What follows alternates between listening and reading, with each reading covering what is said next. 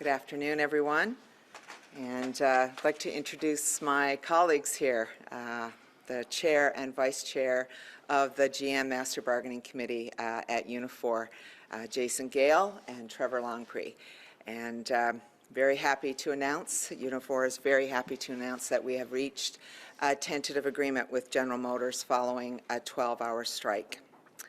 And second to that, that we have met a pattern agreement that we established with Ford Motor Company a couple of weeks ago, which really is critical to building and having worker power, particularly across the auto sector.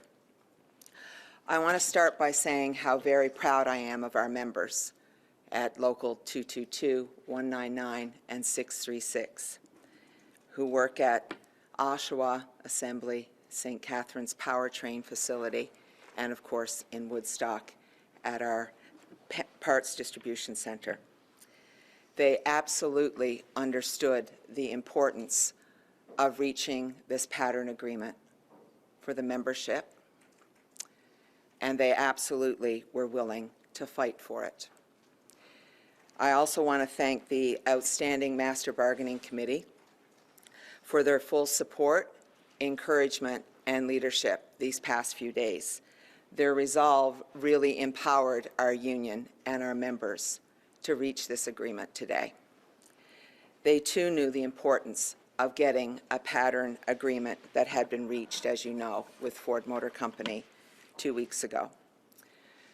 When there was no deal at midnight last night, we had no choice as a union but to show General Motors how serious we were about meeting this tentative pattern agreement. And we knew that getting this pattern was going to be an uphill battle because of the economic significance of the Ford agreement. The greatest wage increases that we've ever bargained in the auto sector in Canada. The first improvements to pension plans in over 15 years. An ability to have supports for our members through the EV transition, and of course investments as well. As you've known, following this story, General Motors had been resisting a number of elements in this pattern agreement that we had established with Ford, including pension improvements, supports for our retirees across the GM chain, and significantly what was going to happen with temporary full-time employees who we felt deserved permanent employee status at General Motors. So we had to shut down two of their most critical and powerful parts of their chain in North America in order to reach this deal, which was achieved earlier today. As you know, we continued to bargain throughout the night and the morning. It's why we look like we do up here. I think most of us got like 90 minutes sleep last night. But it was the determination of our members and our bargaining committee that really enabled us to get to this point. And I've said this before, but given the demographics, particularly at General Motors, this is an agreement that is going to change people's lives, particularly folks who were in precarious employment, people who were in a progression grid that normally would have taken 8 years to get to the top of, and now they will be there in 4 years. They'll be able to support their families and be the kind of contributors to their community that they would want to be. This is very important to us as a union. It's important to bargain collective agreements that lift everybody up, and that's what we did here.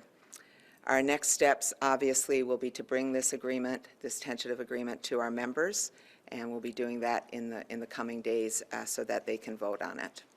And we look forward to doing that. Any questions? Why do you think it was so hard with General Motors, where it seemed relatively, from the outside, simple before? Oh my God, there was nothing simple with Ford. Are you kidding me?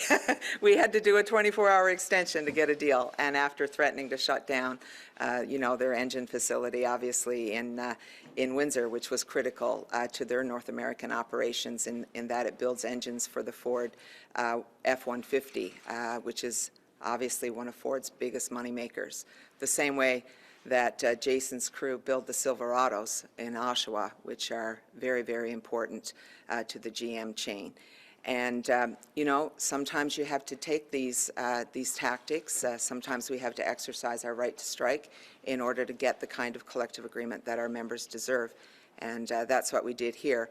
Particularly with General Motors, I would say to you that pattern is never an easy thing to achieve. It's why we fight for it every single time. No company likes to have the terms and conditions of their workplace dictated by an agreement that you've reached with somebody else. And in this case, the demographics at General Motors meant that we had a lot of young people in this progression grid, a lot of new hires who were going to do significantly well, 50 and 60% wage increases over the term of this 3-year agreement.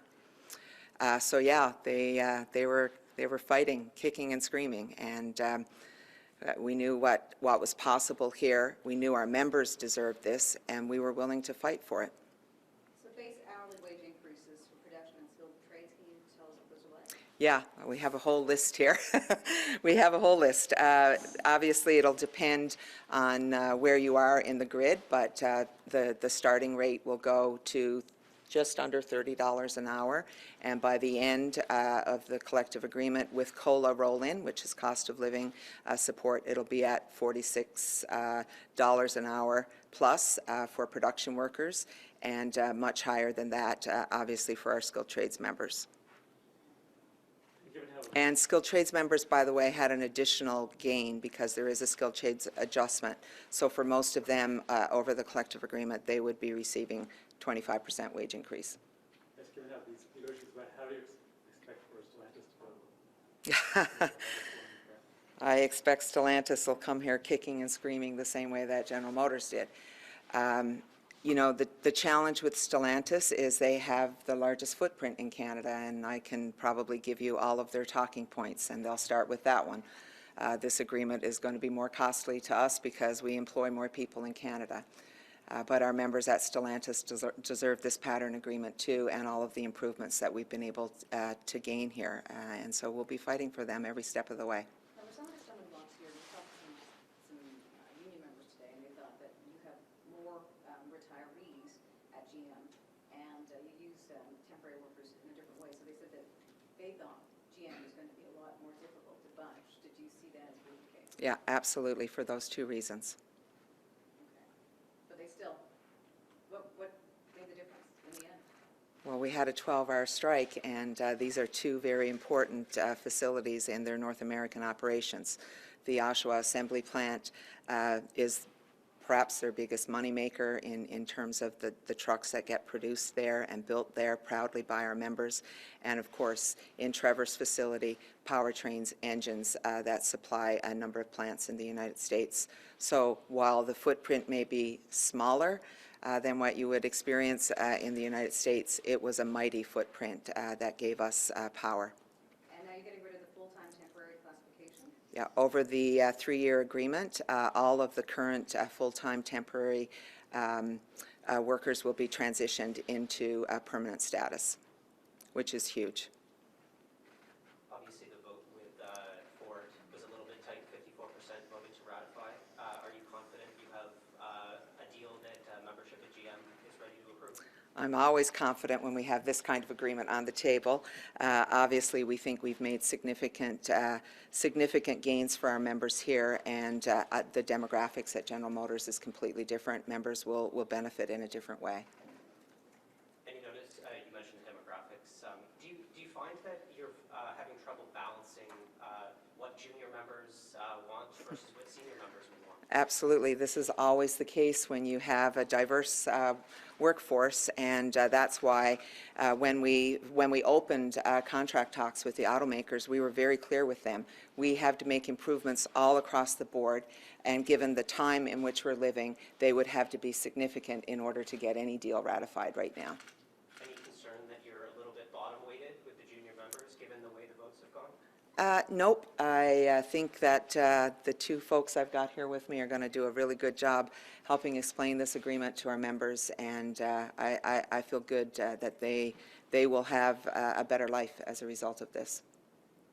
Dave Cassidy has said he wants even better terms than this. How are you going to manage these divisions as you try and You mean all of the expectations that are out there? I seem to be managing these every day right now. But obviously, I mean, the first challenge for us is not to take anything for granted here. We have to get a pattern agreement with Stellantis, and that's not a guarantee right now. So, yeah, we'll get to the table with them, and obviously some kicking and screaming will occur there too. Have you been on a call with Dave Cassidy since he's sounded off a couple times? I have not been. Nope, I've been busy here bargaining a collective agreement for 4,300 General Motors workers. Okay, this is good. Great, thank you very much, and hope you all get some sleep and rest tonight. I plan to do that. Thanks for coming. Oh, she wants us.